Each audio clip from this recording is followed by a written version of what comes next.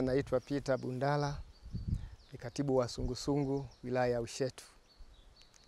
Sungusungu mkoa wa Shinyanga imeingia mwaka 1982 katika wilaya ya Kahama, kata ya Isakajana. Sungusungu hii mkoa wa Shinyanga imeanza kufuata majukumu ya kulinda usalama wa raia na mali zake, ndiyo lengo kuu.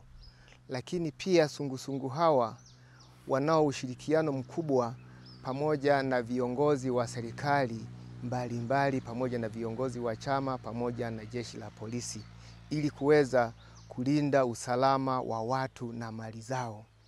Sungusungu hawa wanao mjibu mkubwa sana wa kuhamasisha mambo ya maendeleo kuhusu hasa chanjo na mambo mengine, kuhamasisha wananchi kwenda kuchanja, na pia kuwazungukia na kufanya mikutano ya hadhara. Pia wanayo majukumu ya kujenga mahusiano ya watu kwa watu. Lakini viongozi hawa wa sungusungu wanakuwa na majukumu mengi ya kiulinzi na usalama, kwani jeshi la sungusungu ni jeshi ambalo ni jeshi kubwa kuliko majeshi mengine ambayo yanalinda usalama wa raia na mali zake. Ndio tulipotoka, tunapoelekea, tunajenga taifa imara lenye afya.